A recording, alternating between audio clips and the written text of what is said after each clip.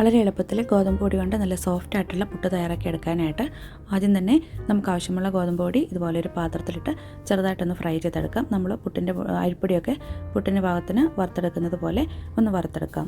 വറുത്തെടുത്ത ഗോതമ്പ് പൊടി ഒരു പ്ലേറ്റിലേക്ക് ഇട്ട് കൊടുക്കാം. തണുത്തതിന് ശേഷം നമുക്ക് ഇതിലേക്ക് പാകത്തിനുള്ള ഉപ്പും ആവശ്യത്തിനുള്ള വെള്ളവും ഒഴിച്ച് നന്നായിട്ട് ഒരു പുട്ടിൻ്റെ പാകത്തിന് നമുക്കിതൊന്ന് കുഴച്ചെടുക്കാം. ഗോതമ്പ് പൊടി കുഴച്ചെടുക്കുമ്പോൾ ഇതുപോലെ കട്ടയൊക്കെ ആയിട്ടായിരിക്കും കിട്ടുക. ഇനി ഇത് ഒരു മിക്സിയുടെ ജാറിലിട്ട് ഒന്ന് പൊടിച്ചെടുക്കാം. പൾസ് ചെയ്താൽ മാത്രം മതി, കൂടുതലിട്ട് കറക്കിയെടുക്കരുത്. ഒന്ന് പൾസ് ചെയ്തെടുക്കുമ്പോഴേക്കും ഇതുപോലെ നല്ല പൊടിയായിട്ട് കിട്ടും. ഇനി നമുക്കിതൊരു ബൗളിലേക്ക് ഇട്ട് കൊടുക്കാം.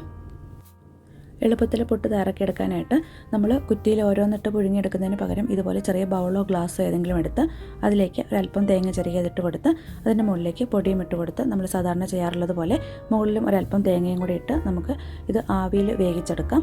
അതിനായിട്ട് ഞാനിവിടെ ഒരു സ്റ്റീമറിൽ കുറച്ച് വെള്ളം തിളപ്പിക്കാനായിട്ട് വെച്ചിട്ടുണ്ട്. അതിലൊരു പ്ലേറ്റും വെച്ച് അതിൽ ആവി വന്ന് കഴിഞ്ഞിട്ടുണ്ട്. ഇതിലേക്ക് നമ്മൾ ഇതുപോലെ ബൗളിലെടുത്ത പുട്ട് നമുക്ക് വെച്ച് കൊടുക്കാം. 3-4 എണ്ണം പാത്രത്തിൻ്റെ വലുപ്പത്തിനനുസരിച്ച് വെച്ച് കൊടുത്ത് ഒരുമിച്ച് തന്നെ നമുക്കിത് ആവിയിൽ വേവിച്ചെടുക്കാം. 15 മിനിറ്റ് കൊണ്ട് തന്നെ നമ്മുടെ പുട്ട് റെഡിയായിട്ട് കിട്ടും. നമ്മളിത് വെച്ചിട്ടിപ്പോൾ 15 മിനിറ്റ് ആയിട്ടുണ്ട്. പുട്ടിപ്പോൾ പാകമായി വന്നിട്ടുണ്ട്. ഇതുപോലെ 4 പേർക്ക് ഉള്ള പുട്ട് നമുക്ക് ഒരുമിച്ച് ഒരു പാത്രത്തിൽ ഇതുപോലെ 4 എണ്ണം വെച്ചിട്ട് പെട്ടെന്ന് തന്നെ തയ്യാറാക്കിയെടുക്കാം.